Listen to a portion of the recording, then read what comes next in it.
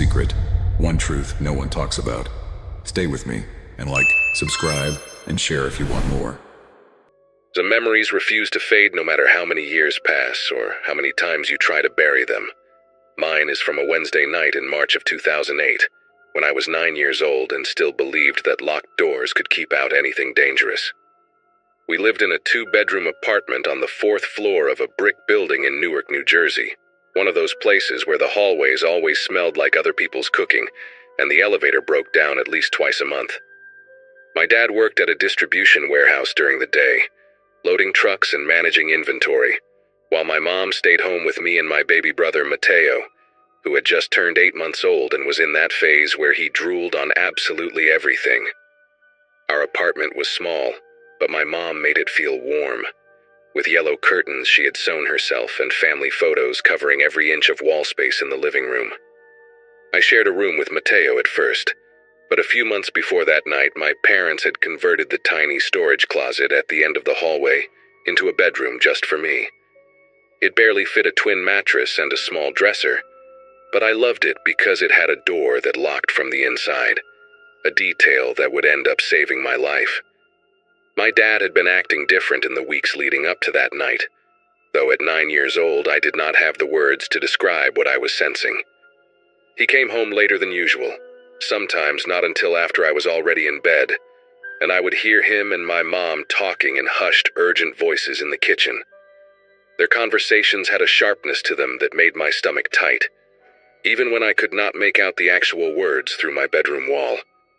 Sometimes he would get phone calls on his cell and walk out onto the balcony to take them, pacing back and forth with his hand pressed against his forehead, like he was trying to hold something inside his skull. I asked my mom once if everything was okay, and she smiled that smile parents use when they are lying to protect you and said everything was fine, that Poppy was just tired from working extra shifts. I wanted to believe her. That Wednesday had been a normal day. School, homework at the kitchen table while my mom made rice and beans, playing peekaboo with Mateo until he laughed so hard he got the hiccups. My dad came home around 7, kissed my forehead, and barely touched his dinner. He kept checking his phone, kept glancing toward the front door like he was expecting someone. I went to bed at 9 like always and locked my little door out of habit. I woke up to the sound of our front door being kicked in. It was not like in the movies, where there is a dramatic crash and then silence. It was loud and fast and followed by shouting, deep male voices yelling things I could not understand at first, words blurring together into something that sounded like violence itself. My heart started pounding so hard I could feel it in my throat, in my ears, behind my eyes. I sat up in my little bed, pressing my back against the wall, and tried to make sense of what was happening on the other side of my locked door. I heard my mom scream, a sound I had never heard her make before, raw and terrified in a way that made her sound like a completely different person. Then my dad's voice, higher than normal, saying something like, "I told you I needed more time," over and over again. More yelling, something heavy hitting the floor. And then Mateo started crying from his crib in my parents' room, that piercing wail that babies make when they are truly frightened. And nobody went to comfort him. Nobody could. I pressed my ear against my bedroom door, trying to understand what was happening without making any noise. Through the thin wood, I could hear at least 3 different voices, maybe 4, and they were not speaking English. They sounded Eastern European, maybe Russian or Ukrainian, with accents that turned their words into something harsh and guttural. One of them kept repeating a number, something like 40,000, and every time he said it my dad would respond in this broken, pleading voice that did not sound like my father at all. I heard my mom crying, asking them not to hurt anyone, promising that they would get the money somehow. One of the men laughed at that, this short, cruel sound that seemed to suck all the air out of the apartment. I wanted to open my door and run to my parents to make sure they were okay, but my body would not move. It was like my muscles had turned to stone, like some ancient survival instinct had taken over, and was screaming at me to stay hidden, to stay silent, to not let them know I existed. So I stayed pressed against that door, barely breathing, while my whole world fell apart on the other side. The violence escalated in waves. I heard what sounded like furniture being overturned, glass breaking, my mother begging in Spanish mixed with English. One of the men shouted at her to shut up, and then there was a sharp sound, like a slap, maybe something worse, followed by a thud and more crying. My dad started yelling then, really yelling, telling them to leave her alone, that she had nothing to do with this, that it was his debt and they should deal with him. Another impact, heavier this time, and my dad made this grunting noise that I still hear sometimes when I close my eyes. Mateo was screaming now, not just crying, but screaming in that way babies do when they sense real danger, and no one was going to him. I wanted so badly to help, to do something, but I was 9 years old, and there were grown men in my apartment hurting my parents, and I did not even have a phone to call for help. My room had no window. It used to be a storage closet, remember? So I could not climb out or signal to anyone. I was trapped in a box at the end of a hallway, listening to my family being terrorized, and all I could do was stay quiet and hope they forgot I existed. That hope shattered when I heard footsteps coming down the hallway toward my door. Heavy footsteps, slow and deliberate, like whoever was walking knew exactly where they were going. My mom started screaming again, different this time. She was screaming my name, telling me to hide, telling me not to open the door no matter what. Her voice cracked into something raw and desperate, and one of the other men must have done something to silence her because she went quiet in the middle of my name. The footsteps stopped right outside my room. I could see the shadow of feet blocking the thin line of light at the bottom of the door. There was a pause, maybe 2 seconds, maybe an eternity, and then the doorknob rattled. Someone was trying to get in. The lock held, that cheap little brass lock that came with the door when my parents converted the closet, and I remember thinking it was never meant to keep anyone out. It was just meant to give a 9-year-old girl some privacy. Now it was the only thing between me and whoever was on the other side. The man on the other side of the door started talking, and his voice was different from the others. Lower, rougher, with a thickness to it that made every word sound like a threat. He spoke in accented English, slow and deliberate, asking who was in here. I did not answer. I could not answer. I had backed myself into the corner farthest from the door, wedged between my dresser and the wall, making myself as small as possible. He asked again, louder this time, and when I still did not respond, he switched to a different tone entirely. He started describing what he was going to do when he got inside. The things he said, I will not repeat them here, not even after all these years. They were things no child should ever hear, things that painted pictures in my mind I have spent my entire adult life trying to erase. He was enjoying himself. I could hear it in his voice, this sick pleasure he was taking in terrorizing whoever was hiding behind this flimsy door. He did not know I was 9. He did not know I was a little girl clutching her knees to her chest and trying not to cry loud enough for him to hear. Or maybe he did know, and that made it worse. Then he started kicking the door. The first kick made the whole frame shudder, and I watched the wood splinter slightly near the lock. The second kick was harder, and I heard the hinges groan in protest. I was crying now. I could not help it, these silent tears streaming down my face while I bit down on my own hand to keep from screaming. On the third kick, a crack appeared in the door itself, running diagonally from the lock toward the top corner. He was going to get in. The lock was not going to hold.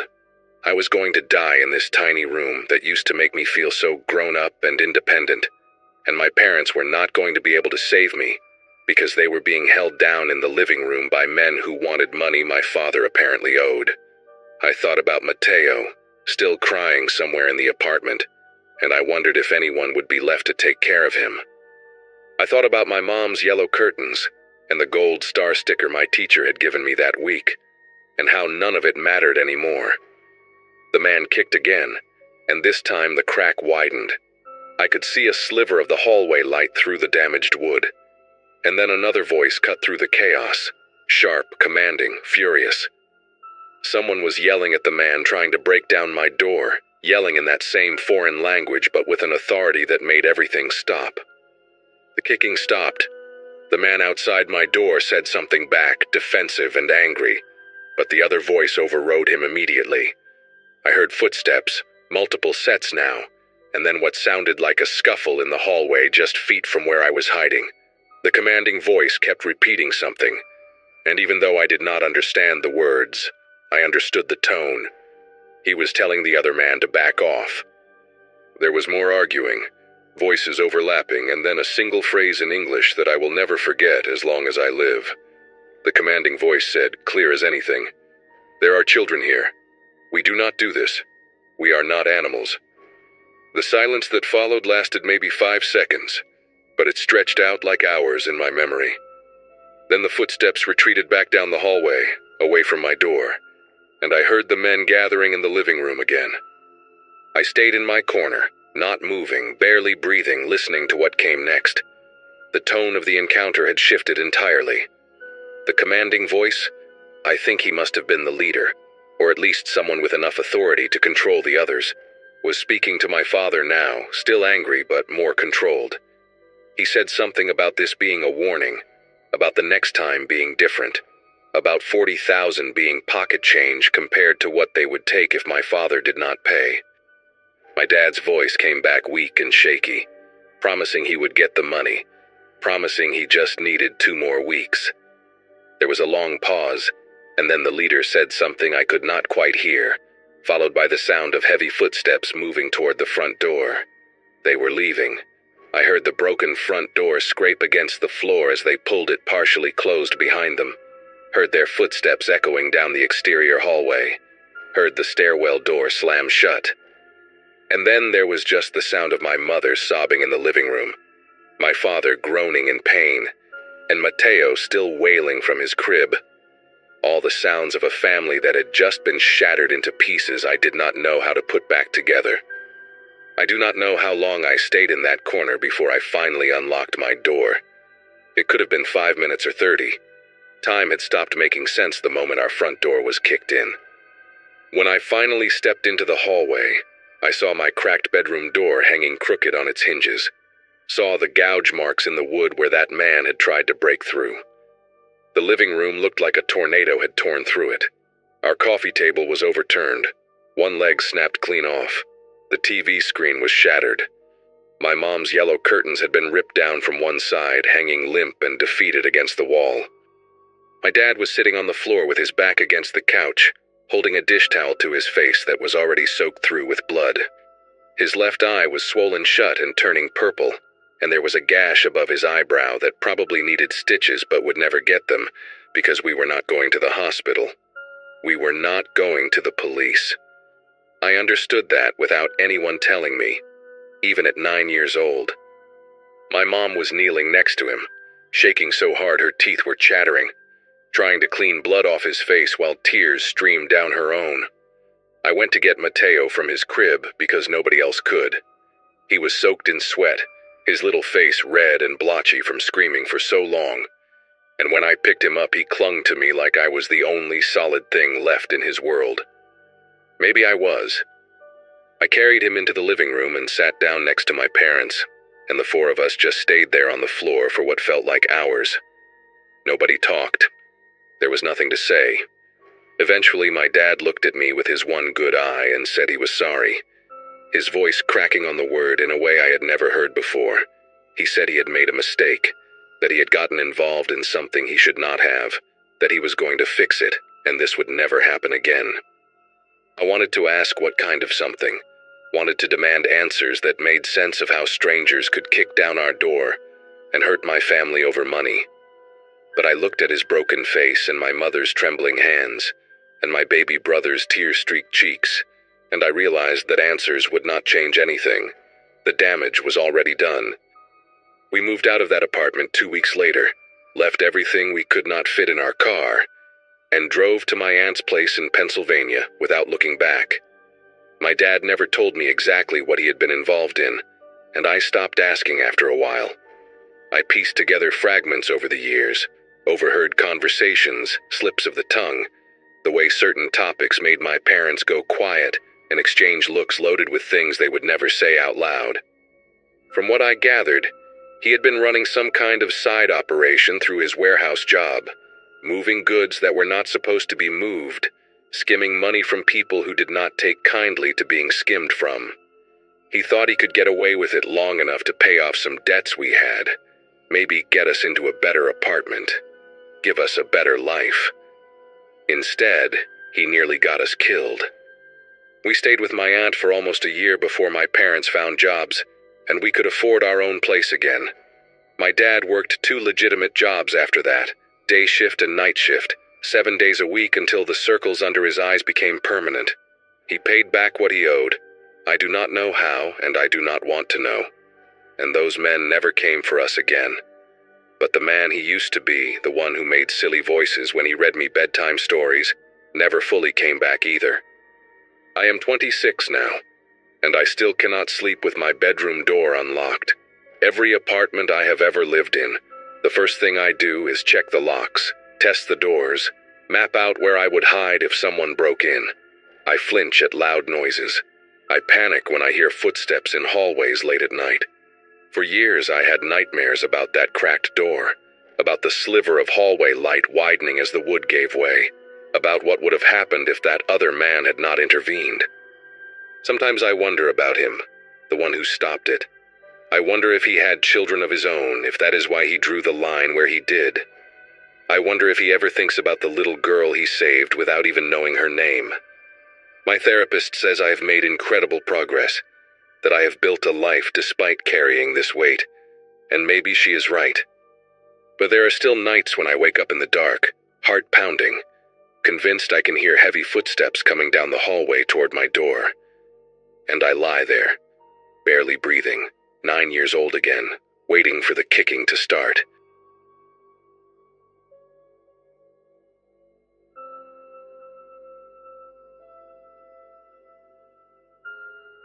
My cousin graduated high school the same year I started 2nd grade, which should give you an idea of how small I was compared to the older kids in our neighborhood. We lived in a suburb outside of Denver, one of those places where new developments kept popping up faster than families could fill them. There was this one section about 3 blocks from my house, a half-finished housing project that had stalled when the construction company ran out of money. The frames of houses stood like wooden skeletons, surrounded by dirt piles, abandoned equipment, and all sorts of debris that became our unofficial playground. My mom worked double shifts at the hospital back then, and my dad had moved to Seattle after the divorce, so I spent most of my summer days roaming around with whatever kids would let me tag along.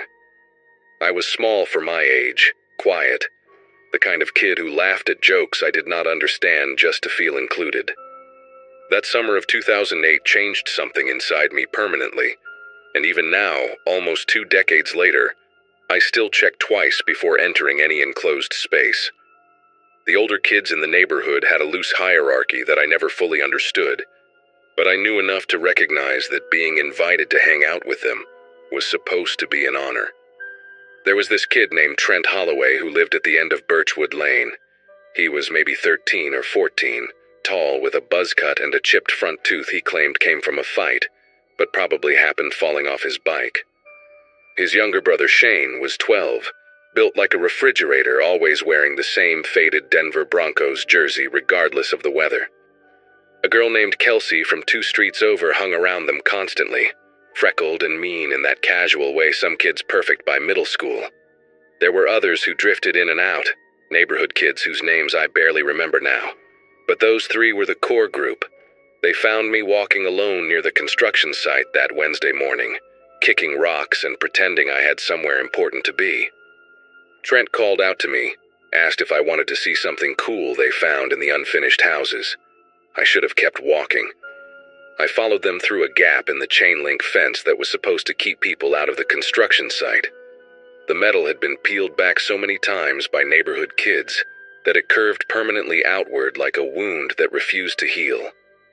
We walked past stacks of warped plywood, rusted rebar poking out of concrete slabs, and a bulldozer that had not moved in so long that weeds had started growing through its treads. The July sun was brutal that day, the kind of heat that made the air shimmer above the dirt, and turned every metal surface into a branding iron. Trent led the way with Shane right behind him, and Kelsey walked next to me, close enough that her elbow kept bumping mine. She asked me questions about school, about my mom, about whether I'd ever kissed a girl. I answered everything, desperate to seem cool, not realizing she was gathering ammunition.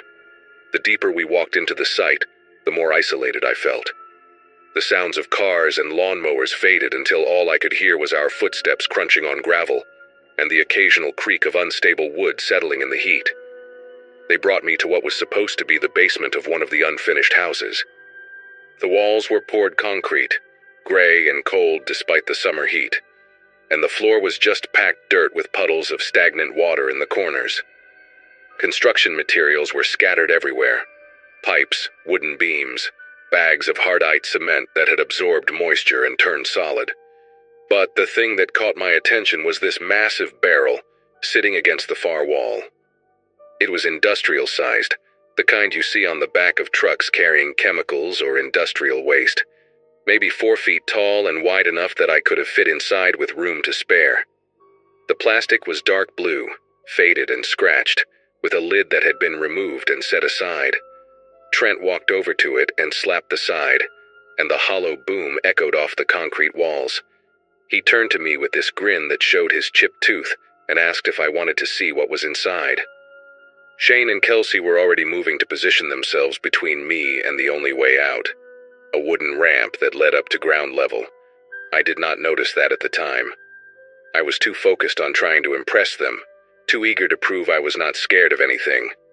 Trent told me the barrel was a time machine. He said it with a straight face, like he was letting me in on a secret the other kids in the neighborhood did not know about. If you climbed inside and closed your eyes, you could travel anywhere you wanted. That was the game. Shane nodded along, adding that he had done it twice already and gone back to see dinosaurs. Kelsey said she had visited the future and seen flying cars.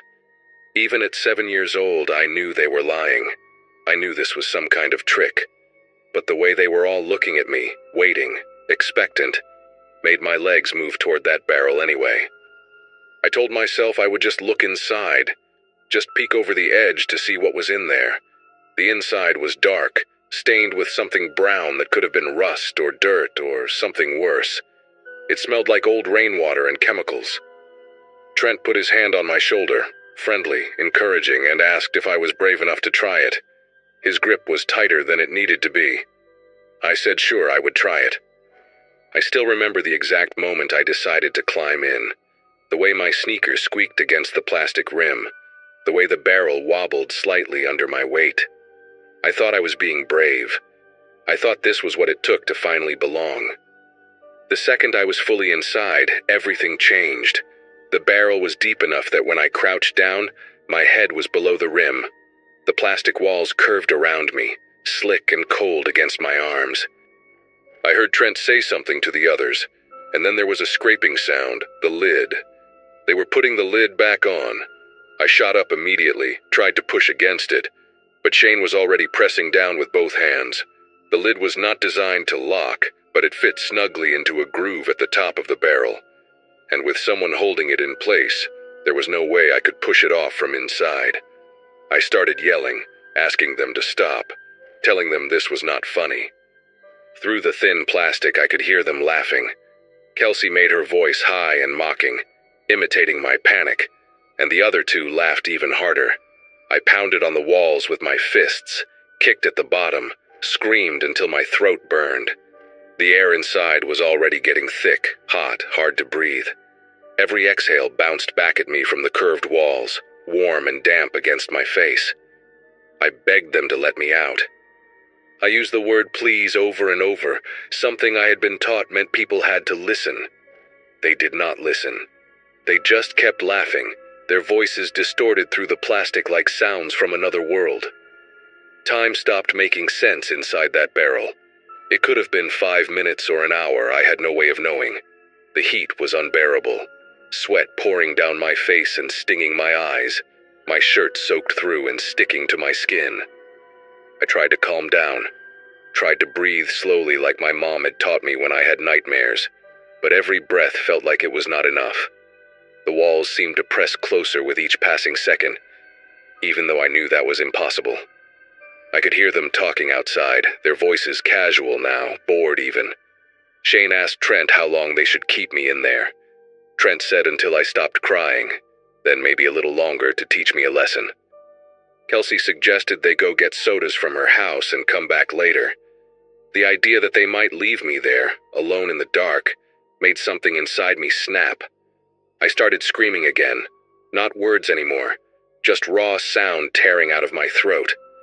I clawed at the lid, at the walls, felt my fingernails bend backward against the hard plastic. One of them broke, and I felt the sharp sting of blood on my fingertip. But I did not stop. I could not stop.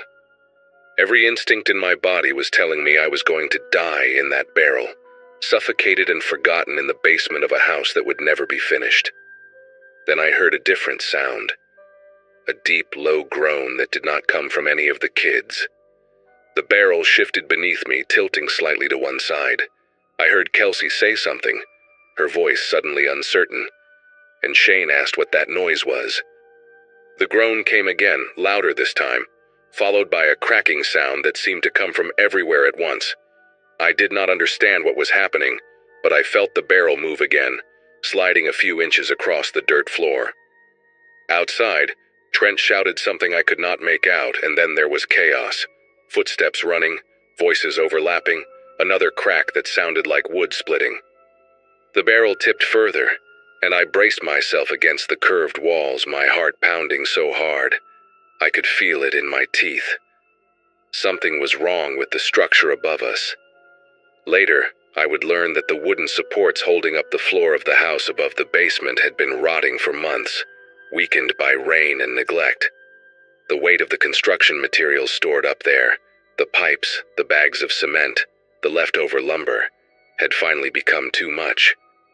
The floor was collapsing, and I was trapped directly underneath it. The first piece of debris hit the barrel like a hammer. A wooden beam, maybe, or a chunk of concrete. I never found out exactly what it was. The impact dented the plastic inward, pressing against my shoulder hard enough to leave a bruise that would last for weeks. I screamed, but the sound was swallowed by the noise of the collapse, cracking, crashing, the thunder of heavy objects falling. The barrel rolled, and suddenly I was tumbling inside it, my head slamming against the walls, my elbows and knees scraping against the rough plastic. Dust poured in through the seam where the lid met the rim, filling my mouth and nose, making me choke. I curled into a ball, made myself as small as possible, and prayed to a God I had only heard about in Sunday school. The world outside was ending, or at least it sounded that way. I felt something massive land on top of the barrel, pressing the lid down so hard that the plastic groaned under the strain. For one terrible moment, I was certain the whole thing would crush inward and flatten me like an insect. But the barrel held. It was industrial grade, built to survive being dropped off trucks and dragged across warehouse floors.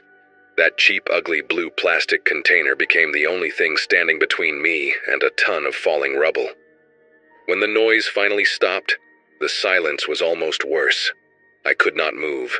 The barrel was wedged at an angle, pinned in place by whatever had landed on top of it, and the space inside had shrunk, the dented walls pressing against me from multiple directions. I could feel blood trickling down my forehead, warm and sticky, mixing with the sweat and dust on my face. My left arm was twisted under my body, throbbing with a pain that told me something was probably broken. I tried to call for help, but my voice came out as a whisper, my throat too raw from screaming. I did not know if the other kids were still there. I did not know if anyone would ever find me. The air was thick with dust, and every breath felt like inhaling sandpaper. I lay there in the darkness, listening to the settling sounds of debris shifting above me, and I made myself a promise. If I got out of this alive, I would never let anyone trap me anywhere ever again. I would never be small and quiet and desperate to belong. I would become someone who could not be pushed into barrels and forgotten. It was a childish promise, the kind you make when you think you are about to die, but I meant every word of it. I do not know how long I was in there after the collapse. It felt like hours, but it was probably closer to 20 or 30 minutes. What saved me was a man named Harold Finch, a retired electrician who lived on the other side of the construction site. He had been walking his dog when he heard the crash, and unlike most people who would have just called the authorities and waited, Harold grabbed a flashlight from his garage and went to investigate. I learned all of this later, of course. In the moment, all I knew was that suddenly there was a voice calling out, asking if anyone was there. I tried to answer, tried to yell, but all that came out was a weak croak. It was enough. Harold heard me. He started pulling debris away, piece by piece, working carefully so nothing else would shift and collapse further. I could hear him grunting with effort, cursing under his breath, calling out to me every few seconds to keep talking so he could follow the sound. When he finally pulled the lid off that barrel and I saw his face, weathered, covered in dust, eyes wide with shock, I burst into tears. He lifted me out like I weighed nothing, cradled me against his chest, and carried me up the wooden ramp and out into the sunlight. The brightness hurt my eyes after so long in the dark. I remember thinking that the sky had never looked so blue, so impossibly endless after being trapped in that tiny curved space. The ambulance came, and then the police. My mom arrived still wearing her hospital scrubs, mascara running down her face, trembling so hard she could barely hold me. I had a fractured wrist, a concussion, and cuts that needed stitches across my forehead and both hands. The doctors said I was lucky. If the barrel had been positioned a few feet in either direction, if it had not been industrial grade, if Harold Finch had decided to just call 911 and wait instead of going in himself, I would have been crushed. Trent, Shane, and Kelsey had run the moment the structure started groaning. They told their parents they had been playing in Kelsey's backyard all morning, and for a few days, it looked like they might get away with it. But Harold had seen them fleeing the site, and I eventually told the police everything.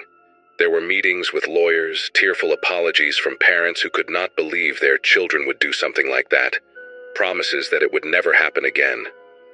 The Holloways moved away before the summer ended. I heard later that Trent got sent to some kind of behavioral program in another state. Kelsey's family stayed, but she never looked at me again, not once, like I had become invisible the moment I stopped being useful to torment. I did not care. I was alive, and that was the only thing that mattered. It has been almost 20 years since that day, and I wish I could tell you the memory has faded into something manageable, something I can look back on without feeling my chest tighten. But trauma does not work that way, at least not for me. I still cannot use elevators without my heart rate spiking. I avoid MRI machines, phone booths, any space where the walls feel too close. A few years ago, my girlfriend at the time suggested we try one of those escape room experiences for her birthday, and I had to leave the waiting area before we even started. Just seeing the small rooms on the promotional photos was enough to make me dizzy. I have done therapy, tried different medications, learned breathing techniques that sometimes help and sometimes do not. The claustrophobia is manageable now most days, but it never fully goes away. It lives in my body like a second heartbeat, quiet until something triggers it, and then suddenly I am 7 years old again, curled up in the dark, listening to other children laugh while I beg to be let out. The worst part is not the fear itself. It is knowing exactly where it came from, knowing that it was planted in me deliberately by kids who thought my terror was entertainment. I looked up Trent Holloway a few years ago, just out of curiosity. He is an insurance adjuster now, living somewhere in Texas, married with 2 kids based on his social media. He looks normal, happy even, like a man who has never done anything worth regretting. I do not know if he ever thinks about that day, about the boy he shoved into a barrel and left to die. Probably not. People have a remarkable ability to forget the harm they cause when they are young, to file it away as just kids being kids. But I remember. I remember the sound of the lid scraping into place, the echo of my own screams bouncing off plastic walls, the weight of the world collapsing on top of me. I remember Harold Finch's face when he pulled me out, the way he kept saying, "It is okay. You are okay, son," even though we both knew nothing about that situation was okay. I sent Harold a card every Christmas until he passed away 6 years ago. His family invited me to the funeral, and I stood in the back and cried for a man who had no obligation to save me, but did it anyway. That is the thing about people. Some of them will lock you in barrels and laugh, and some of them will dig through rubble with their bare hands to pull you out. I got to meet both kinds before I turned 8 years old. I try to be the second kind now, every single day. It is the only thing that makes the memory bearable.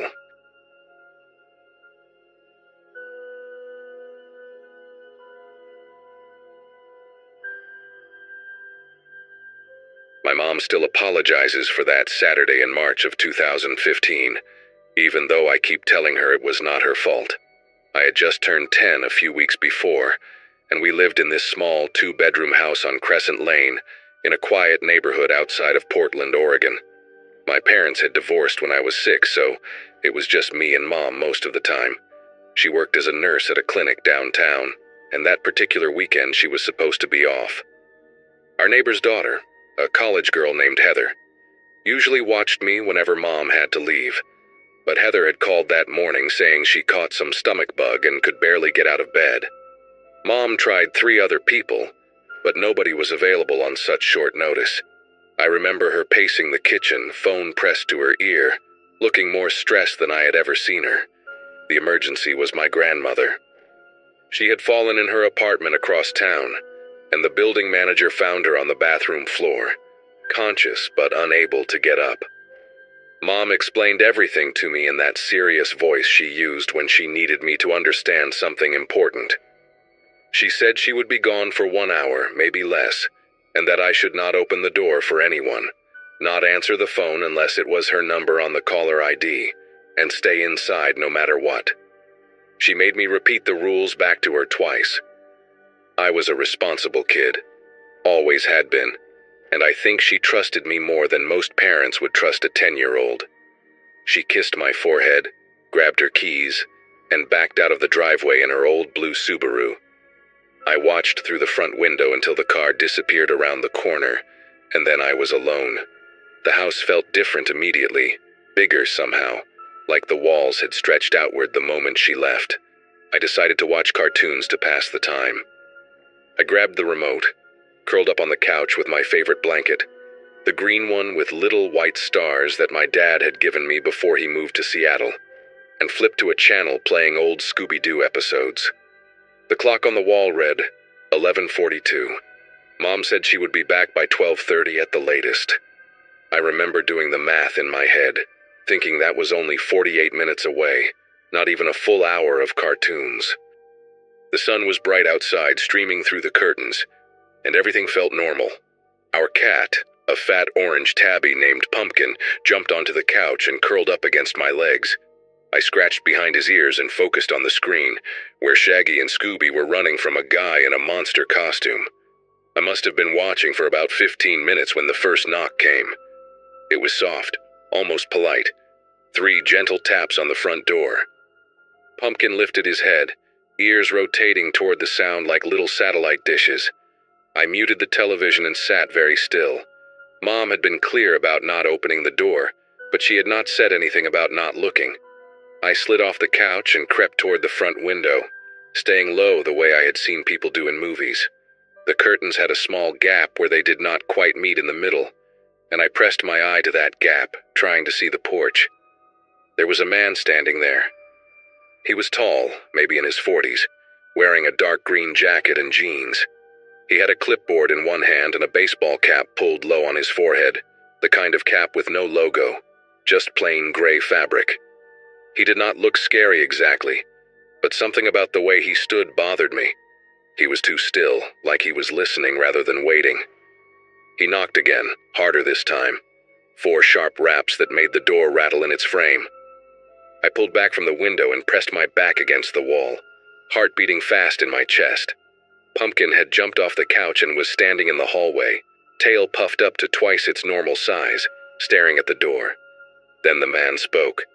His voice was calm, friendly even, the kind of voice a teacher might use when explaining something to a student. He said he was from the electric company, that there had been some reports of power surges in the neighborhood, and he needed to check our meter. He said it would only take a minute. I stayed frozen against the wall, barely breathing, remembering what Mom had told me. "Do not open the door for anyone." The man waited a few seconds, then knocked again, louder now, the friendly tone slipping from his voice like a mask falling off. He said he knew someone was home because he could see the television light flickering through the window. He said he really needed to check that meter, that it was important, that there could be a fire hazard if he did not inspect it today. His voice had an edge to it now, something sharp underneath the polite words. I wanted to yell that my mom would be home any second, but my throat felt like it had closed up completely. The knocking became pounding, 5 or 6 heavy blows that shook the whole door, and then suddenly it stopped. Complete silence. I counted to 30 in my head, then to 60, waiting for something else to happen. I thought maybe he had given up and left.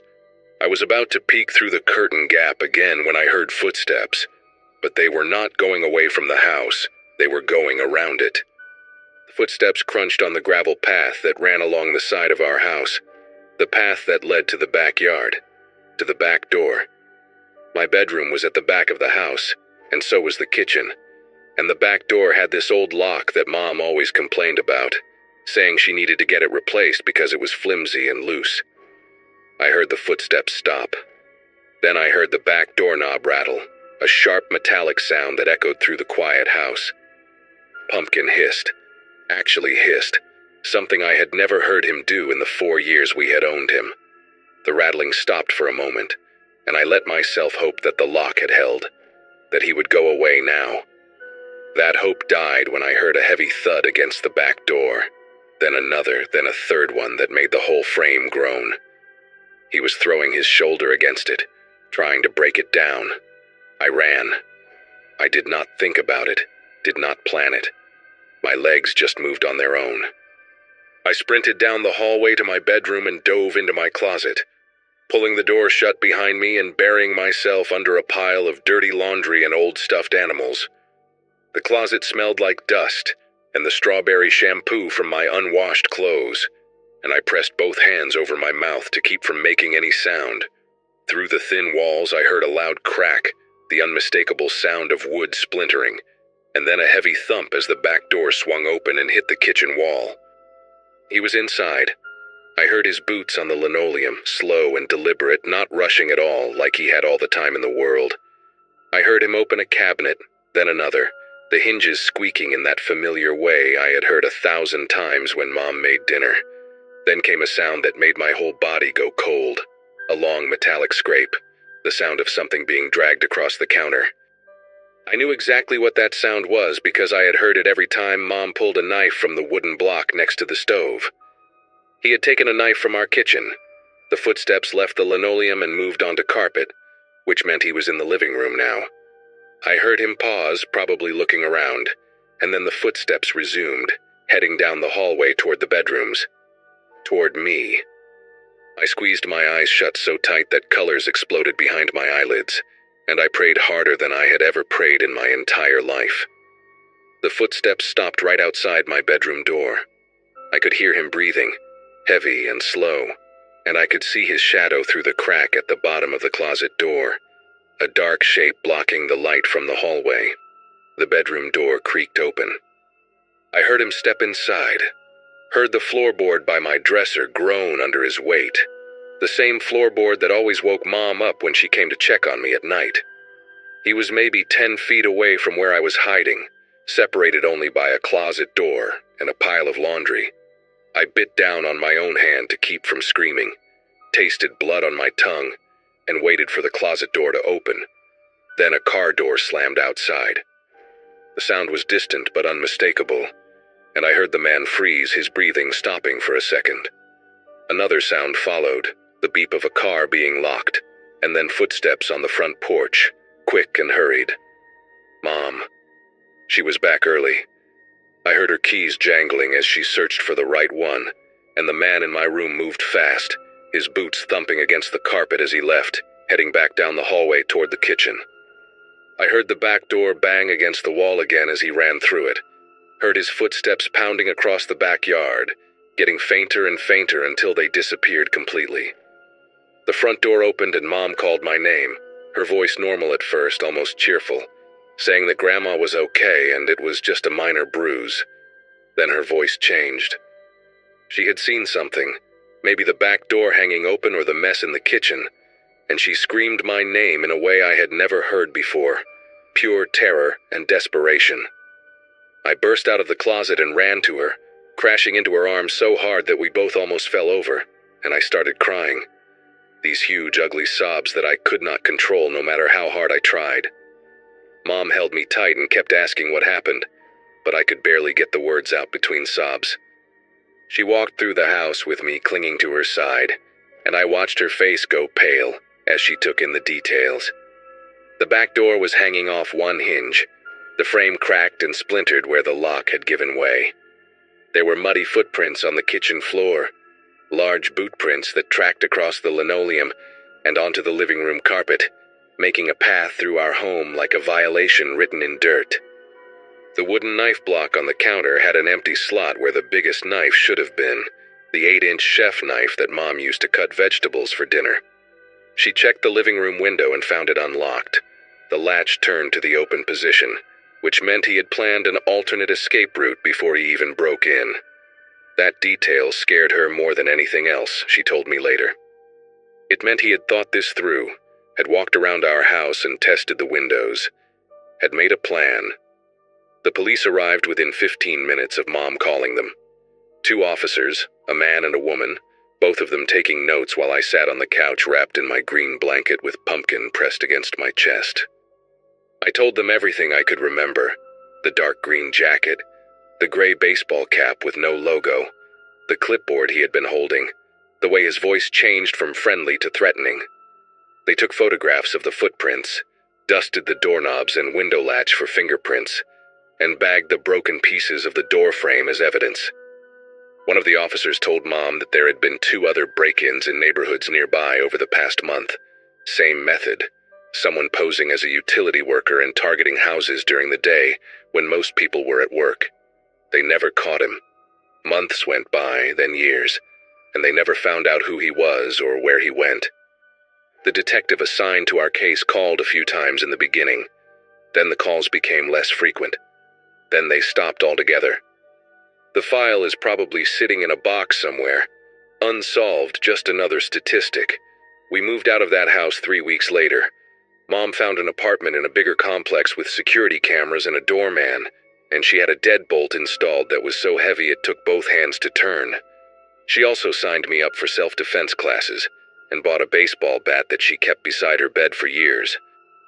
I am 20 now, a junior in college studying psychology, and I still check every lock twice before I go to sleep.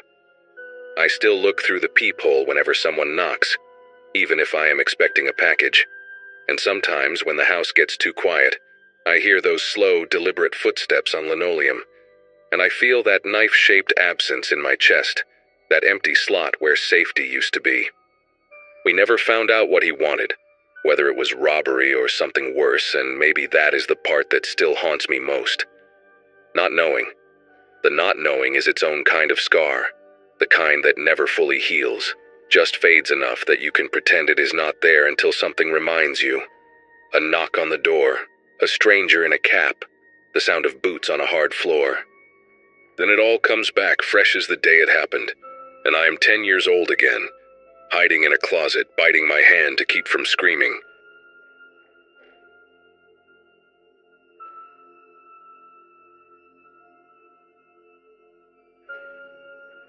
Lily had just turned 6 the week before, and she had been begging me for days to take her to see the new dolls at Brennan's, this big department store, about 20 minutes from our apartment in Wilmington. It was a Saturday afternoon in April 2017, one of those bright spring days where the sun made everything feel safe and normal. I had just wrapped up a long week managing inventory at a warehouse distribution center. The kind of job where you spend most of your time staring at spreadsheets and wondering how you ended up there after college. My husband was out of town visiting his mother in Virginia, so it was just me and Lily for the weekend. She was wearing her favorite purple jacket, the one with the little butterfly patches she had picked out herself, and her hair was in 2 messy pigtails, because I never could get them as neat as my mom used to do mine. We walked into that store holding hands, and I remember thinking how much I loved these small moments with her, Just the two of us on a simple Saturday errand. Brennan's was crowded that day, packed with families doing their weekend shopping, and the toy section sat in the back corner of the second floor. We took the escalator up, Lily bouncing with excitement the whole ride, her little fingers gripping the rubber handrail. The store had this particular layout, where the toy aisles formed a maze of bright colors and cardboard displays, and the doll section was right next to a wall of stuffed animals that stretched from floor to ceiling. I parked our cart at the end of the aisle and told Lily she could walk ahead to look at the dolls while I checked my phone for a message from my husband. She skipped forward maybe 10 feet, still completely within my sight, her purple jacket like a beacon among the pastel packaging.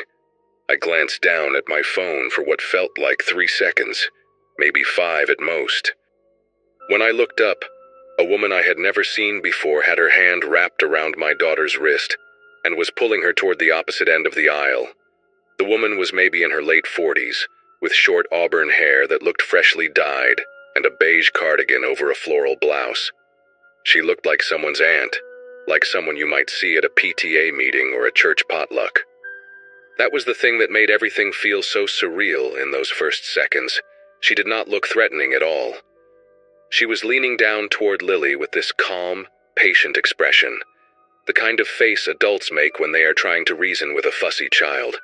Lily was pulling back, her little sneakers squeaking against the linoleum, and I could see the confusion on her face turning into fear. I dropped my phone. I think it hit the floor, but I did not hear it, and I started moving toward them. Everything felt like it was happening underwater, too slow and too fast at the same time, and I remember my legs felt like they belonged to someone else. The woman saw me coming, and her expression did not change at all, which was somehow worse than if she had looked panicked or guilty. She tightened her grip on Lily's wrist and started walking faster, saying something to my daughter in this low, even voice. I was close enough now to hear the words, and they made my whole body go cold. She was saying, "Come on, sweetie, your mom is waiting for us by the car. Do not make a scene, okay? Do not make a scene." Lily looked back at me with these wide, terrified eyes, and she opened her mouth and screamed the word "mommy" so loud that people 3 aisles over must have heard it. The woman flinched but did not let go, and I closed the distance between us in what felt like 2 steps, grabbing Lily's other arm and yanking her toward me with every ounce of strength I had. For a moment we were locked in this horrible tug of war, my daughter between us like a rag doll, and I remember screaming something at the woman, but I have no idea what words came out of my mouth. It was pure animal instinct, nothing coherent, just raw noise and fury. The woman finally let go so suddenly that Lily and I stumbled backward into a display of board games that crashed to the floor around us. I pulled Lily into my chest and wrapped both arms around her, feeling her small body shaking against mine, her face pressed into my neck. The woman stood there for maybe 2 seconds, staring at us with this blank expression that I still see sometimes when I close my eyes at night. Then she turned and walked quickly toward the back of the store, not running but moving with purpose, like she had somewhere specific to be. A store employee appeared at the end of the aisle, a young guy with a red vest and a confused look on his face, asking if everything was okay. I could barely get the words out.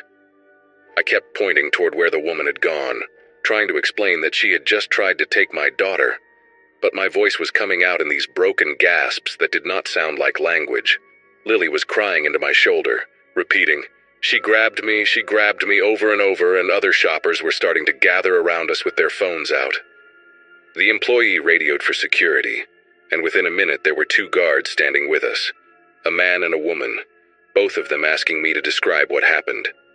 I gave them every detail I could remember about the woman, her hair color, her cardigan, the floral pattern on her blouse, her calm voice that still echoed in my head.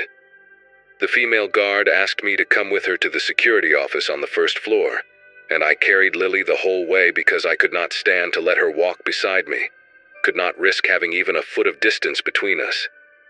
The security office was a small, windowless room behind the customer service desk, crammed with monitors showing grainy footage from cameras all over the store.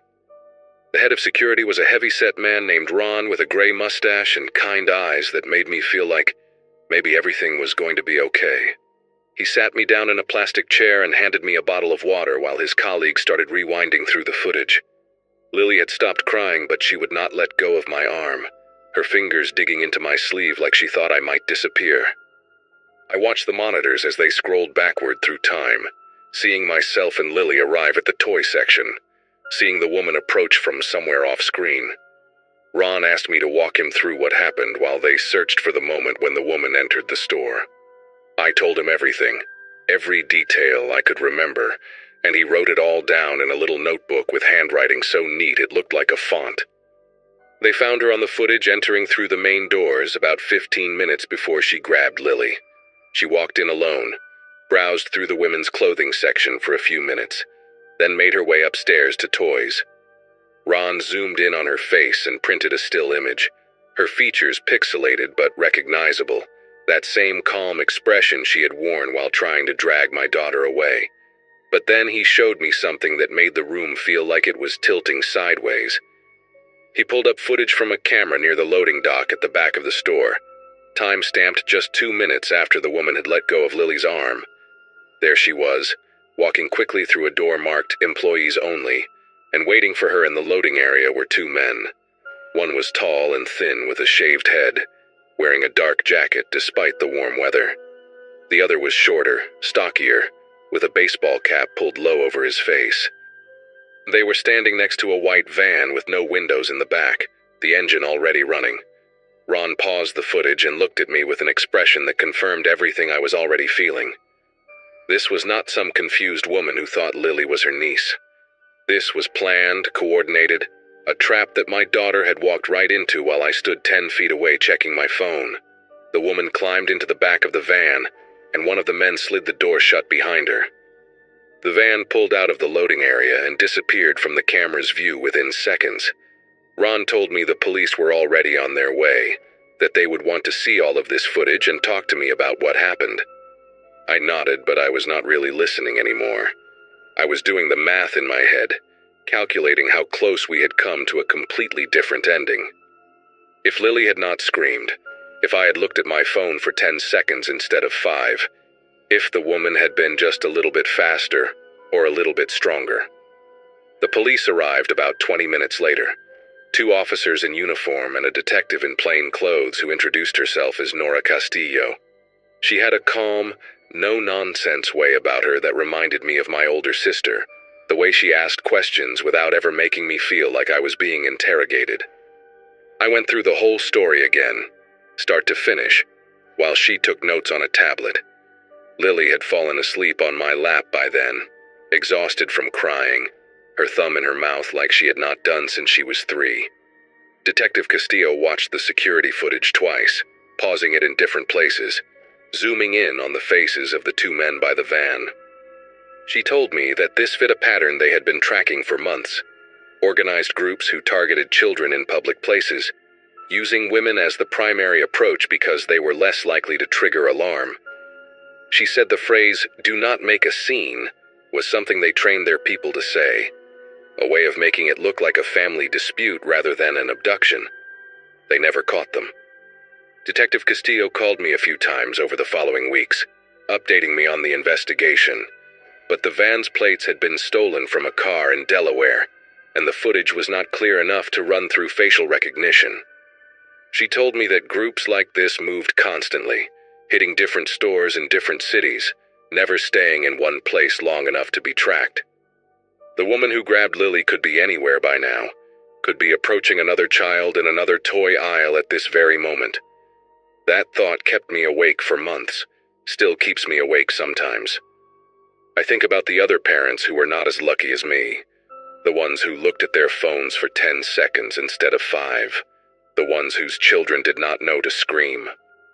I think about what would have happened if that van had pulled away with my daughter inside, where she would have ended up, what they would have done to her. Those thoughts never fully go away. They just get quieter over time. Lily is 14 now, and she still will not let me out of her sight in public places. She does not remember the details of that day anymore. The memories have faded into something vague and dreamlike, but her body remembers. She gets anxious in crowds, reaches for my hand without thinking about it, always positions herself so she can see the exits. We never went back to Brennan's. It closed down a few years later anyway. But every time we pass a department store, she walks a little faster. I taught her everything Detective Castillo told me to teach her. How to scream and fight and never stop making noise. How to yell, "This is not my mom," or "I do not know this person," so bystanders understand what is happening. I check her location on my phone 12 times a day, even though she is too old for that now. Even though she rolls her eyes every time I text to ask where she is. I know I am overprotective. I know I need to let her grow up. But I keep seeing that woman's calm face. Keep hearing those words in that steady voice. Do not make a scene. Sometimes at night, when everything is quiet and Lily is safe in her room and the house is locked up tight, I let myself feel the full weight of how close we came. And then I get up and check the locks one more time, just to be sure.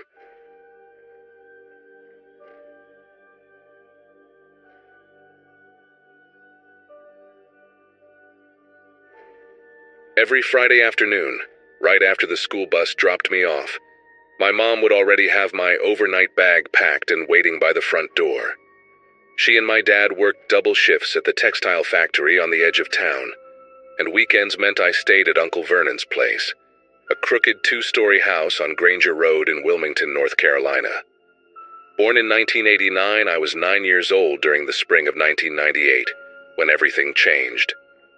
Vernon was my dad's younger brother, a quiet man with deep-set eyes and hands that always seemed too still. He worked from home doing something with computers, though I never understood exactly what. His house smelled like pine sol and something else underneath, something metallic that I could never quite place. He kept the curtains drawn even during the day, and the only sounds were the hum of his equipment and the occasional creak of the old wooden floors. Uncle Vernon had 3 rules that he repeated every single time I walked through his door. First, I could eat anything in the fridge except the items on the bottom shelf. Second, bedtime was 9 o'clock sharp, no exceptions.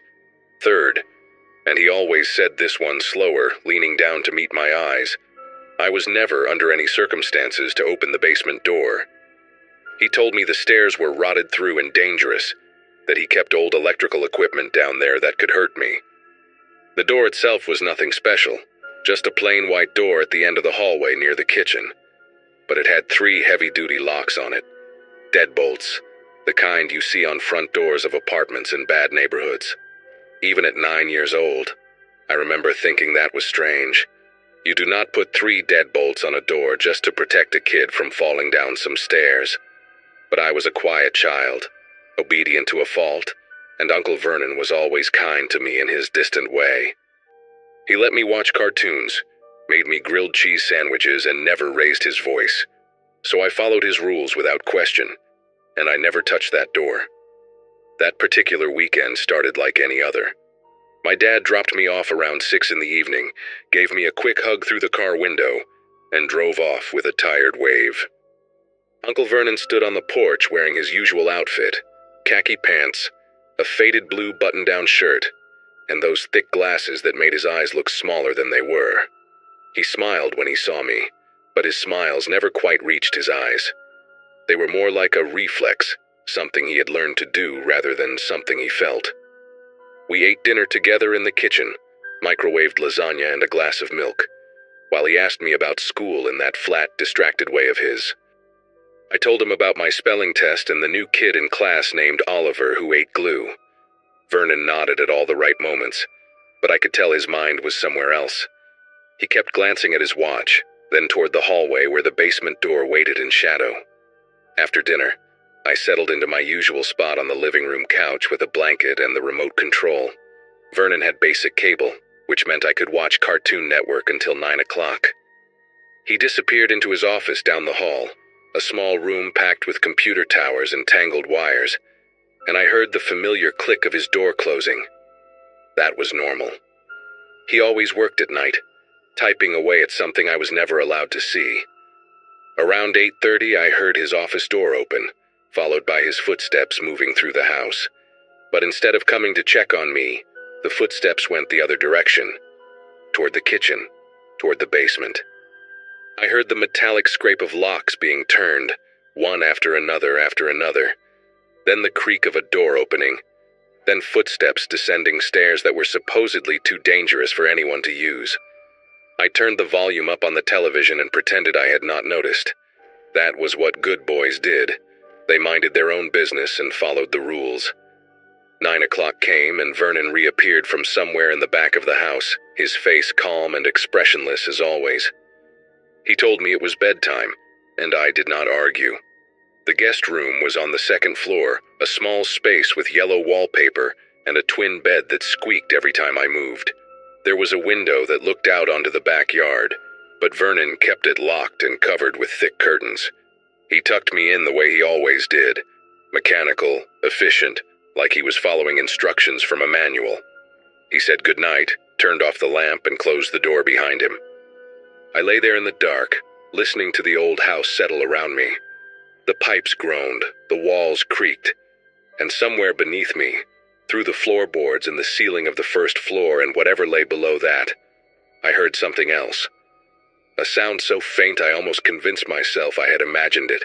A voice, muffled, distant, but unmistakably human. Someone was crying. I pulled the blanket up to my chin and squeezed my eyes shut. It is just the pipes, I told myself. Old houses make weird noises. That is what my dad always said when our own house creaked at night. But the sound continued, rising and falling in a rhythm that pipes do not make. It was a person, a young person, maybe a teenager, sobbing in short, hitching breaths like they were trying to stay quiet but could not help themselves. My heart pounded against my ribs so hard I could feel it in my throat. I wanted to call out for Uncle Vernon, but something stopped me. Some instinct buried deep in my 9-year-old brain that whispered, "Do not let him know you heard." I do not know how long I lay there, rigid under the covers, listening to that awful sound. It could have been minutes. It could have been an hour. Eventually, the crying stopped. The house went silent. And somehow, despite everything, I fell into a thin, restless sleep, filled with dreams I could not remember when I woke. A noise jolted me awake sometime in the middle of the night. The room was pitch black, and for a moment I could not remember where I was. Then it came back to me. Uncle Vernon's house, the guest room, the crying from below. I held my breath and listened. Footsteps. Heavy, deliberate footsteps on the first floor, directly beneath my room. Then a different sound, something being dragged across the hardwood. It was a scraping, stuttering noise, like something heavy and unwilling being pulled along the floor. I heard the basement door creak open. I heard Uncle Vernon's voice, low and calm, saying words I could not make out. And then I heard another voice, a younger voice, male, pleading in broken, desperate tones. The words were muffled through the floor, but the terror in them was unmistakable. "Please, and stop, and I want to go home." My whole body went cold. I was 9 years old, and I did not fully understand what I was hearing, but I knew in some primal animal way that something very bad was happening in this house. I should have stayed in bed. I should have pulled the covers over my head and waited for morning. That is what I tell myself now, decades later, when the memories come back in the middle of the night. But I was a child, and children are curious even when they are afraid, maybe especially when they are afraid. I slipped out from under the blanket and crept toward the bedroom door, my bare feet silent on the cold wooden floor. The door was old and heavy, and I opened it just a crack, just enough to see the staircase leading down to the first floor. The hallway below was dim, lit only by a faint glow coming from the direction of the kitchen. I could hear Uncle Vernon's voice more clearly now, that same calm, measured tone he used when he told me the rules. And I could hear the other voice too, the young one, no longer pleading but whimpering softly like an injured animal. Every instinct screamed at me to go back to bed, but my feet carried me forward anyway. I crept down the stairs one at a time, my hand gripping the railing so tight my knuckles ached. At the bottom of the stairs, I pressed myself against the wall and peered around the corner toward the kitchen. The basement door stood wide open, spilling a sickly yellow light into the hallway. And there was Uncle Vernon, his back to me, dragging something, someone through that forbidden doorway. The teenager was maybe 15 or 16, with shaggy brown hair matted with sweat and dirt. His wrists were bound behind his back with gray duct tape, and there was more tape wrapped around his mouth, muffling his cries into pathetic nasal moans. His eyes were wide and red-rimmed, tears cutting tracks through the grime on his cheeks. He was wearing a torn green jacket and jeans that were filthy, like he had been wearing them for days, maybe weeks. Vernon pulled him by the collar with one hand, completely unbothered by the boy's thrashing, like he was hauling a bag of garbage to the curb. I stood there, unable to move, unable to breathe, watching my uncle drag a bound and beaten teenager into the basement like it was the most ordinary thing in the world. Then Vernon stopped, his head tilted slightly, like a dog hearing a distant whistle. He turned around slowly, and his eyes found me standing at the bottom of the stairs in my pajamas. For a long moment, neither of us moved. The teenager on the ground went still, too, his muffled cries cutting off abruptly as he followed Vernon's gaze and saw me. His eyes locked onto mine, and I saw something in them that I will never forget. A desperate, flickering hope, like he thought maybe I could save him. Then Vernon smiled. It was not the mechanical smile I was used to. This one was different. Warmer, almost. Like he was genuinely pleased to see me. He released the teenager's collar and straightened up, brushing off his hands on his khaki pants. "Hey, buddy," he said in that same calm voice. "Go back to bed. You did not see anything."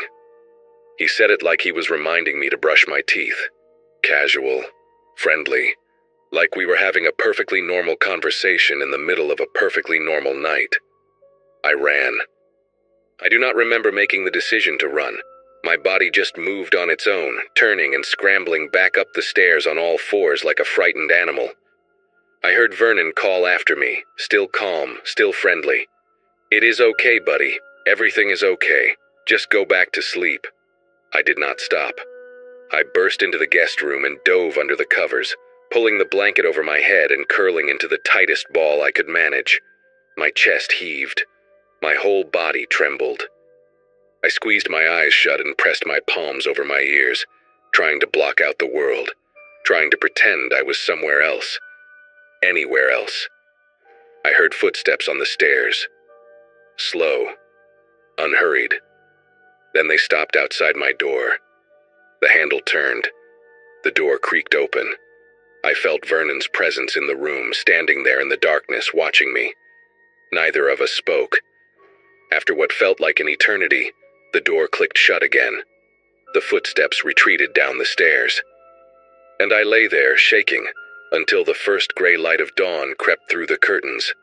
When morning came, Vernon acted like nothing had happened. He made me scrambled eggs and toast, humming softly to himself while he cooked.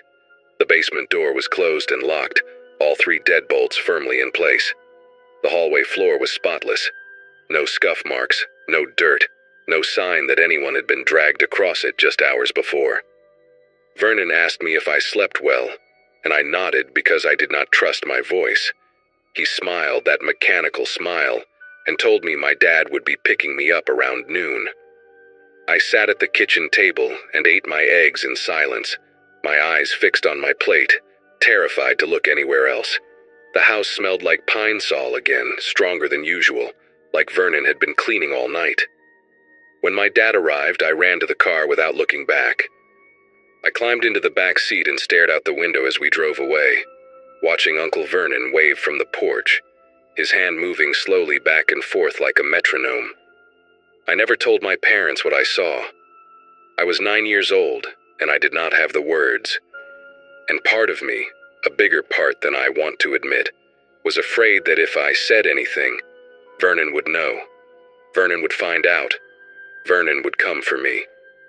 After that weekend, I refused to go back to Uncle Vernon's house. I threw tantrums, faked sickness, did everything a 9-year-old could do to avoid being left there again. My parents thought I was just being difficult, going through a phase, my mom called it.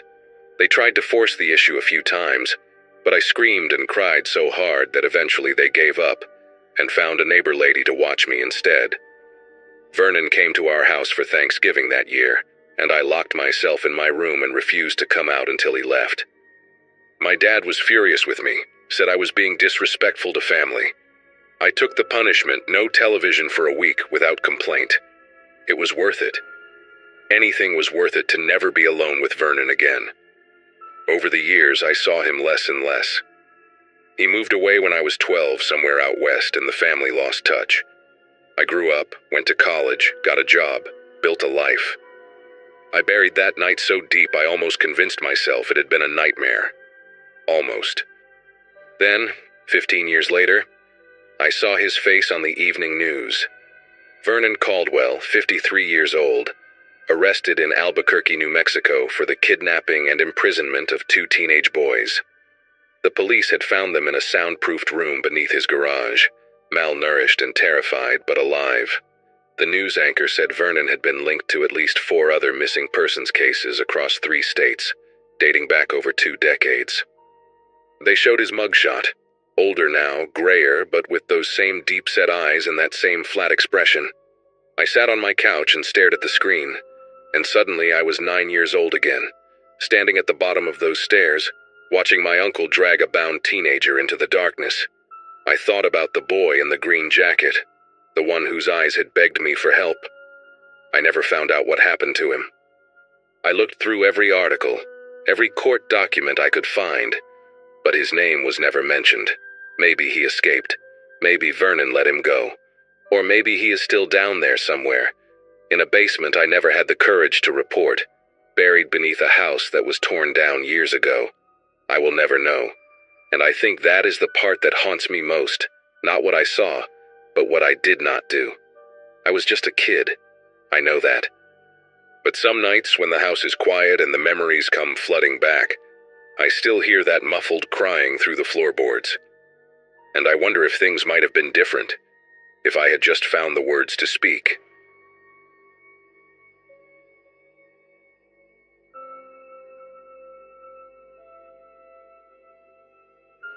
Seventh grade was the year I learned what real fear feels like.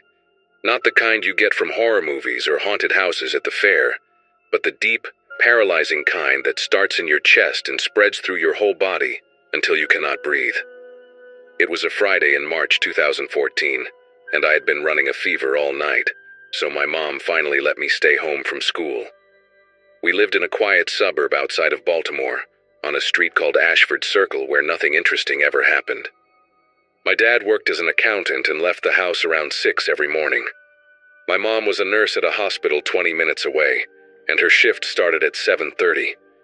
Before she left, she stuck a yellow note on the refrigerator with her neat handwriting. "Take your medicine at noon, drink fluids. Do not answer the door for anyone. Call me if anything happens." I barely glanced at it. Our neighborhood was the kind of place where people left their cars unlocked, and kids rode bikes until the streetlights came on. The idea that something bad could happen there seemed almost ridiculous. The morning went by slowly, the way sick days always do. I watched cartoons for a while, then switched to some action movie on cable that I had already seen twice before. My throat hurt and my head felt stuffed with cotton, but it was manageable. My older sister Natalie was away at college in Virginia, so I had the whole house to myself, which felt like a rare kind of freedom. Around 11, I heated up leftover chicken soup and ate it on the living room couch, something my mom never allowed when she was home. Outside, the sky was a flat, heavy gray, the kind that makes everything feel muted and still. I looked out the front window at some point and noticed how empty the street was. All the neighbors were at work, all the kids at school. The only movement was a single crow hopping across the Delgado family lawn 3 houses down. For the first time that morning, the silence in the house started to feel less comfortable, and more like something pressing against my ears. It was around 12:30 when I first heard it. I had just taken my medicine and was walking back to the couch when there was a sound at the front door. Not a knock exactly, but more like someone testing the handle, turning it slowly back and forth. My first thought was that maybe my mom had come home early to check on me, but that did not make sense because she always used the garage door. I stood in the hallway, frozen mid-step, and listened. The handle moved again, a soft metallic rattling that seemed impossibly loud in the quiet house. Then it stopped. I figured it was probably a delivery driver who got confused when no one answered, maybe leaving a package on the porch. We got stuff from online orders all the time. I almost walked to the door to check, but something made me hesitate. Instead, I stayed where I was and waited. About 30 seconds later, I heard footsteps moving along the side of the house, crunching softly on the dead leaves that had piled up against the foundation over the winter. They were heading toward the back. Told myself it was nothing. Maybe a meter reader from the electric company, or a neighbor looking for their dog. There were 100 explanations that made sense, and I cycled through all of them as I stood there in my pajamas with my heart beating just a little faster than normal. The footsteps stopped somewhere near the back of the house, and then I heard a new sound, a soft tapping on glass. It was coming from the kitchen window, the one above the sink that looked out onto our small backyard. Tap, tap, tap. Like someone testing how solid it was. I crept toward the kitchen doorway and peered around the corner, but from that angle I could not see the window properly. The tapping stopped, and for a moment everything was quiet again.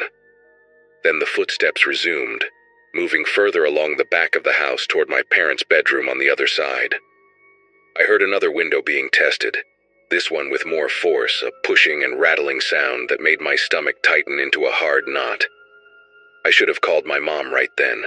I should have called 911, but my 12-year-old brain was still trying to convince itself that this was normal, that there was some reasonable explanation I just was not seeing. Maybe it was a maintenance worker my parents had scheduled and forgotten to tell me about. Maybe it was someone from the homeowners association checking something on the exterior. I stood in the hallway, barely breathing, and listened as the footsteps circled back toward the front of the house. For a few seconds I thought whoever it was had given up and left. The silence stretched out, and I started to relax just a little, letting out a breath I did not realize I had been holding. Then I heard a new sound coming from the living room, a slow, deliberate scraping noise that made every hair on my arms stand up.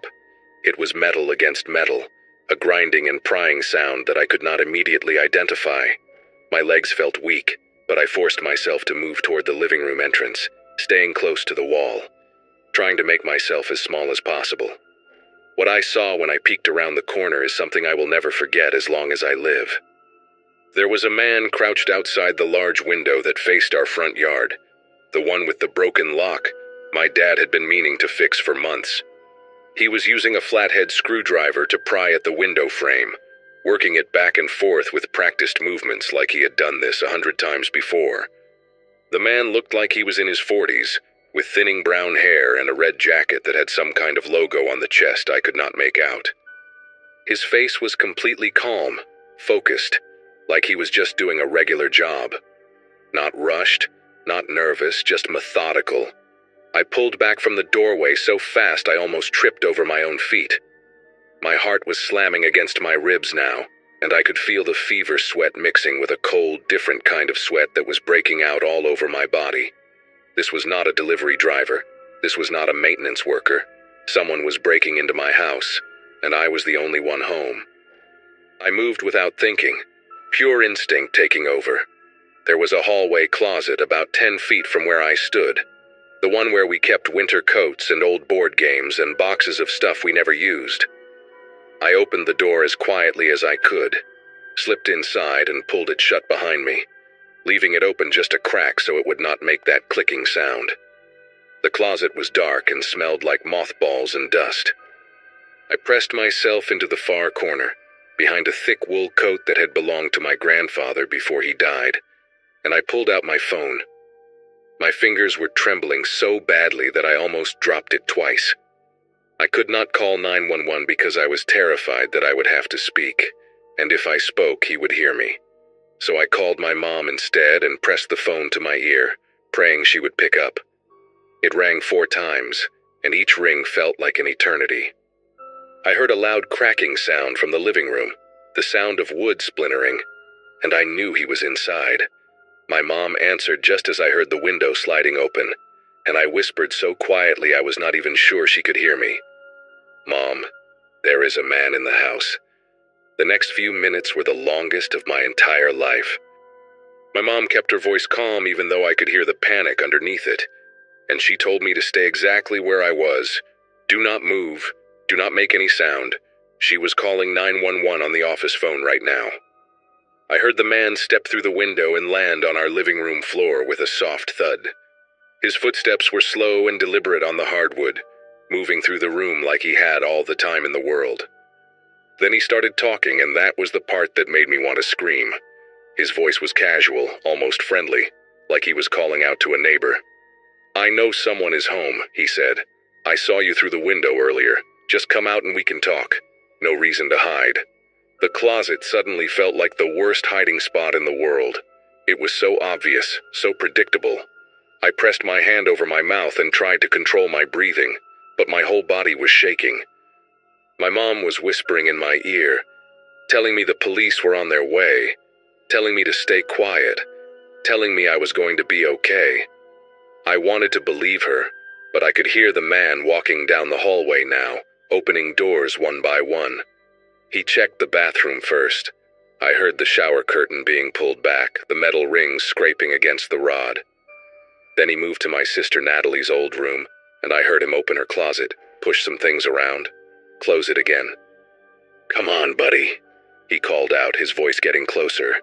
"I am not going to hurt you. I just want to talk. Your parents are not here. It is just us." There was something in the way he said it that made my skin go cold, a kind of practiced reassurance that felt rehearsed, like lines from a script he had used before. My mom was still on the phone, and I could hear her crying now, telling me she loved me, telling me to hold on. The police were almost there. The man's footsteps stopped right outside the hallway closet. I could see the shadow of his feet through the crack at the bottom of the door, two dark shapes blocking the thin strip of light. My lungs were burning because I had been holding my breath without realizing it. I squeezed my eyes shut and pressed myself deeper into the corner, behind the coats, making myself as small as humanly possible. I heard him put his hand on the doorknob. I heard it start to turn. And then, like some kind of miracle, the sirens came. They were distant at first, just a faint wailing sound somewhere in the neighborhood, but they got louder fast. The man stopped turning the knob. I heard him mutter something under his breath, a single word I could not make out. The shadow of his feet disappeared from under the door, and his footsteps moved quickly back down the hallway toward the living room. I heard him climb back through the window, heard his feet hit the ground outside, and then nothing. Just the sirens getting closer and closer until they seemed to be right outside our house. I stayed in that closet. I did not move. Even when I heard car doors slamming and voices shouting and someone pounding on our front door announcing they were police, I could not make my body respond. My mom was screaming my name through the phone now, asking if I was okay, begging me to answer. I finally managed to whisper, "He is gone," and then I started crying so hard I could barely breathe. The police had to coax me out of that closet. One of them, a woman with short gray hair and kind eyes, wrapped a blanket around my shoulders and told me I did everything right, that I was so brave. I did not feel brave. I felt like I was going to throw up. My mom made it home in 15 minutes, a drive that usually took her at least 25. She ran through the front door and grabbed me so hard I thought she might crack my ribs, and she did not let go for a long time. My dad came home from work right after, his face pale and his tie loosened like he had been pulling at it the whole drive. The police asked me questions for what felt like hours, and I told them everything I could remember. The red jacket, the thinning hair, the screwdriver, the way he talked like we were old friends. They dusted for fingerprints and took photographs of the damaged window frame. A detective named Rourke, a tall man with a thick mustache and a voice like gravel, told my parents they would do everything they could to find the guy. But it was what they found on our security cameras that really changed everything. My dad had installed a basic system the year before, just 2 cameras covering the driveway and the front porch. When the police reviewed the footage, they did not just find the break-in. They found weeks of recordings showing the same man in the red jacket walking past our house, sometimes slowly, sometimes stopping to look.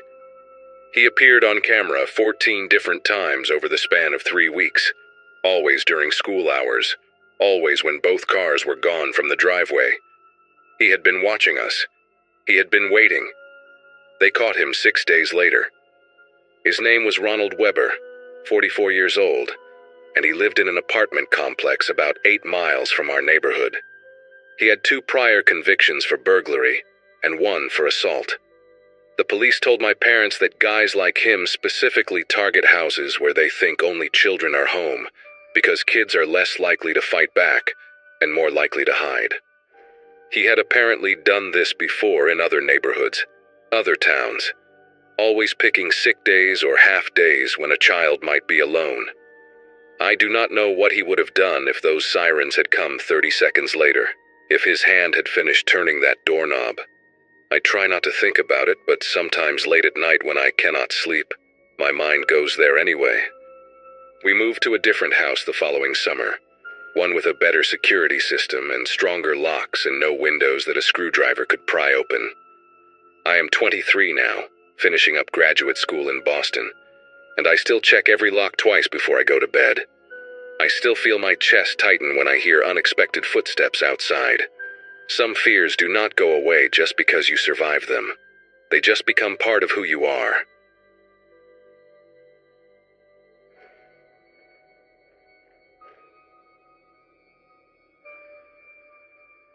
Back when I was a kid, my world revolved around the little playground a few blocks from home. My mom worked double shifts most days, so my older brother, Mark, was usually the one keeping an eye on me, even though he was only 12 at the time. I remember that afternoon being warm enough for the metal slide to sting the backs of my legs, and the air had that dusty smell the park always got when groups of kids had been running around for hours. I'd been trying to braid dandelion stems into a crown, something I'd seen older girls do, when a man I recognized from the community center walked by the swings and called my name like he already knew me. He was the type of person adults seem to trust without thinking twice. Everyone knew he helped with weekend events, handing out snacks and picking up trash with a pair of rubber gloves he kept tucked into his back pocket. He had this habit of leaning forward when he talked, like he genuinely wanted to hear every word you said. I remember noticing his watch that day. Thick leather band, scratched face, one of the numbers missing. For some reason I thought it looked important, the kind of thing grown-ups wore when they had someplace serious to be. He asked where Mark was, and I told him my brother had gone a few streets over with his friends, promising he'd be back in a little while. The man nodded like this was completely expected, and then said he needed help with something important for the center. I didn't understand much at that age, just that adults liked when kids helped out, and I always wanted to be one of the helpful ones. He mentioned a small storeroom behind the park where they kept supplies for the weekend activities. Chalk, signs, old folding chairs. I remember feeling oddly proud that he'd asked me specifically, like I'd been trusted with some kind of little mission. When we reached the back of the park, I noticed the door blended into the walls so well it looked almost hidden. He unlocked it with a key he kept on a long cord around his neck, and I followed him inside without thinking. The room smelled like old cardboard and warm plastic, and there was a single bulb buzzing above us, flickering just enough to make the shadows shift on the floor. Before I could even ask what he needed help with, the door clicked behind me, and he turned the lock with a movement so casual it didn't register as wrong, until he positioned himself between me and the way out. The shift in his behavior was subtle, but even at 6, I could tell something wasn't right. He started talking in this slow, drawn-out way, asking if anyone ever told me how grown up I seemed. I remember staring at the floor, tracing the shape of a dent in the concrete with my shoe, because looking at him suddenly felt uncomfortable. He moved closer, not touching me, but close enough that the air felt too crowded for such a small room. His voice dropped lower, almost like he didn't want anyone outside to hear, and he kept making comments that didn't sound like the things adults usually said to kids. The bulb above us flickered again, and without warning, he rested his hand on the metal shelf beside me, trapping me between the crates and his arm. I didn't understand the meaning behind his gestures, but I knew I didn't like it. He asked if I wanted to see something special he'd set aside just for me. And the way he said it made me step back until my shoulders touched the cold wall. He watched me with this strange, fixed expression, like he wasn't seeing me as a person anymore, but something else he thought he had control over. Before he could say anything else, there was a sudden echo of footsteps outside, fast, uneven, and getting closer. Then Mark's voice broke through the silence, sharper than I'd ever heard it. He was calling my name over and over, and behind him I heard the voices of his friends, all of them sounding out of breath and angry. They must have realized I'd wandered off longer than usual, because the next thing I remember is the sound of fists hitting the door. Not just knocking, but slamming hard enough to rattle the hinges. The man jerked backward like someone had yanked a string attached to his spine. His face went pale, and he whispered something under his breath before fumbling with the lock. The pounding outside only got louder, echoing through the small space, and for a moment I honestly thought the door might break open. When he finally twisted the key, he pulled the door open just a crack and muttered for me to go quickly, like he knew there was no way to talk his way out of what was happening. I slipped past him, my legs stiff and shaky, and ran straight into Mark's arms. Mark didn't let go of me right away. He kept one arm around my shoulders while grilling the man with questions, demanding to know why I'd been in there with him and why the door was locked. His friends stood behind him, tense and ready to jump in if anything happened. The man tried to act calm, adjusting the cord of his key and insisting it was a misunderstanding, that he'd only been showing me where they kept supplies. But his voice shook just enough for even a kid to notice, and he wouldn't look any of them directly in the eye. One of Mark's friends, Tyler, pointed out that adults didn't usually give private tours to little kids in rooms with no windows. Another said he'd seen us walk toward the back of the park and thought it was weird.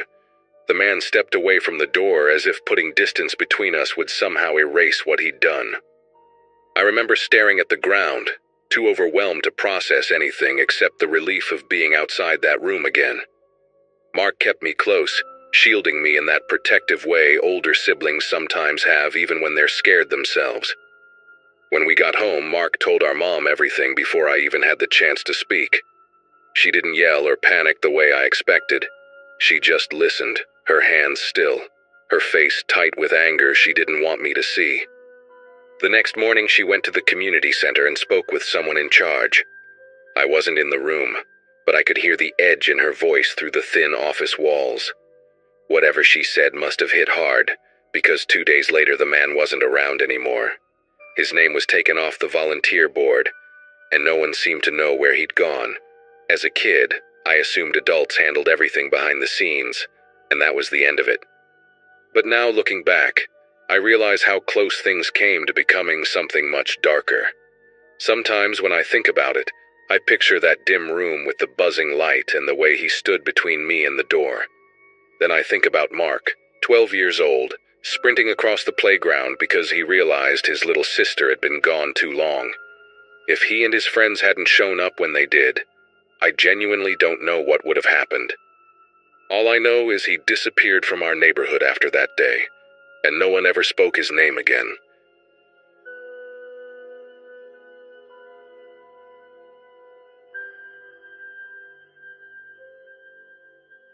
When I think back to that night, I still remember how excited I'd been just to be there. I was 10, and staying over at my friend Lucas's house felt like stepping into a world that wasn't mine. Different smells, different routines. Even the way his mom stacked the cereal boxes felt unfamiliar in a good way. I'd known Lucas from school, but this was the first time our parents agreed to let me sleep over. We spent the whole afternoon playing video games in his room, eating microwave popcorn his mom made, and arguing about which monster was scarier in a movie we definitely weren't supposed to watch. By the time we settled down for bed, the house felt comfortable enough that I didn't think twice about being away from home. Lucas slept in this wooden twin bed that creaked every time he moved, and I had a sleeping bag laid out on a rug with little planets printed all over it.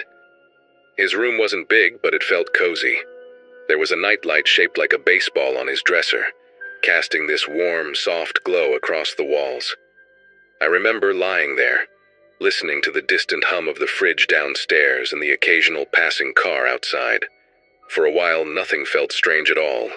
It was the kind of night that should have been easy, the kind where a kid just drifts off without thinking about anything scary. Sometime in the middle of the night, I snapped awake without knowing why. It wasn't from a nightmare, and it wasn't a noise. Not at first. It was just that weird shift when your mind suddenly flicks back on.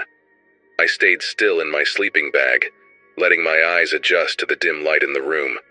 Lucas was turned toward the wall, breathing slow and steady. I remember staring at his baseball nightlight, expecting everything to look the same as when we'd fallen asleep. For a minute it did. Then I heard the faintest sound, metal rubbing gently against metal, like someone easing down a door handle. The bedroom door opened just a sliver at first, barely enough to change the shape of the shadows. I assumed it was Lucas's mom checking on us. That seemed normal, so I kept my eyes mostly shut, trying to look asleep. But the door kept opening, slow and deliberate, and something about the rhythm of it felt wrong. When it finally widened enough for me to see the shape standing there, the breath caught in my throat. It wasn't Lucas's mom. The silhouette filling the doorway was much taller, with broad shoulders and the kind of stillness adults don't usually have when they're half asleep and checking on kids. He didn't move for several seconds, just watched us, like he was deciding something. Only then did I realize I didn't recognize him at all. He stepped into the room with this strange calm, like he'd done it before. The nightlight barely reached him, but I could make out enough to know he wasn't anyone I'd seen around their house earlier. His clothes looked dark, and his posture didn't match the relaxed way Lucas's dad carried himself when he'd said goodnight hours earlier. The man moved closer to the bed, and I could hear him breathing. Slow, steady, too controlled. He leaned toward Lucas and whispered something, a short string of words I couldn't make out, like he was speaking through clenched teeth. Lucas didn't respond, didn't stir at all. His stillness made everything feel even stranger. The man leaned in again, whispering deeper this time, as if expecting an answer that never came. I kept my face angled toward the wall, pretending to sleep but watching him through the smallest slit of vision I could get away with. The man straightened up and turned his attention toward me. I didn't know why at the time, but the way he shifted his weight felt intentional, almost rehearsed. He walked slowly across the room, his shoes making barely any sound against the carpet. I could smell something faint on him, like old cologne mixed with damp fabric. He crouched next to my sleeping bag, close enough that I could see the outline of his knees pressing into the rug. I didn't dare breathe too deeply. I focused on keeping my chest rising in the same soft rhythm as before, terrified he'd notice any change. He stayed crouched there longer than felt human. I didn't hear him whisper anything to me, but I could sense him examining me, the way someone sizes up a photograph or a locked door. I kept waiting for him to touch my shoulder or shake me awake, but he didn't. Instead, he tilted his head slightly, like he was trying to study my face in the low light. At that moment, every instinct I had screamed to bolt out of that sleeping bag, but I knew any sudden move might bring his full attention onto me in a way I couldn't handle. The seconds stretched out so far, they barely felt real. When he finally shifted back, I took it as my only chance. I waited for the soft creak his knees made as he stood, quiet, but enough for me to know he wasn't hovering over me anymore. Without lifting my head, I slowly inched my hand toward the edge of the sleeping bag, gathering the fabric just enough so it wouldn't drag loudly when I got up. Lucas's bed made its usual little groan as he breathed, which gave me a tiny bit of ambient noise to mask my own movements. I eased myself upward, keeping my steps feather-light as I backed away from the man's shadow. The door was only a few feet away, but it felt like crossing a football field. Once I slipped through the doorway, I didn't stop. I walked down the hallway on my toes until I reached the coat closet near the stairs and tucked myself inside, pulling the door closed just enough to leave a narrow gap for air. Inside that closet, every sound in the house seemed 10 times louder. I could hear the faint tick of a wall clock downstairs and the occasional pop from the heating system, but but none of it masked the noise I dreaded most. Footsteps moving slowly across the hallway carpet. They weren't rushed or confused. They moved with a steady rhythm, like someone who knew exactly where each board of the floor was and which ones wouldn't creak. I kept my eye close to the thin line of space between the door and the frame, trying to catch any sign of movement. At one point, a shadow glided across the opposite wall. Long, slanted, unmistakably human. I pressed myself deeper between a winter coat and a stack of shoeboxes, hoping the narrow space would muffle any tiny sound I made. Minutes dragged into what felt like an hour. Every now and then the house settled, making soft groans that made my throat tighten. I thought about waking Lucas or calling for his parents, but the man's calm presence in the room earlier told me he wasn't afraid of being discovered. It felt safer to stay hidden than to risk crossing the hallway again. My legs grew stiff from being curled up, and the coats brushed against my face with every nervous breath I let out, carrying smells of fabric softener and cold dust. I kept picturing Lucas still asleep in that room with the nightlight casting its weak glow, unaware of the figure that had stood inches from him. Eventually, the footsteps faded, replaced by a heavy silence that didn't feel reassuring. It was the kind of quiet that makes you question if someone is standing still nearby, waiting. I stayed exactly where I was, keeping count in my head to distract myself. When I reached what I guessed might have been 30 minutes, I considered peeking out again, but my fear of that tall shadow reappearing held me still. Around that time, a distant sound reached me, the soft rumble of a car passing on the street outside. That little reminder of the outside world made me feel like morning wasn't impossibly far away. Still, I didn't leave the closet until I saw the first sliver of daylight creeping under the hallway trim. When the sun finally softened the corners of the house, I eased the door open and stepped out, legs tingling with pins of numbness. The hallway looked ordinary again, almost disappointingly normal.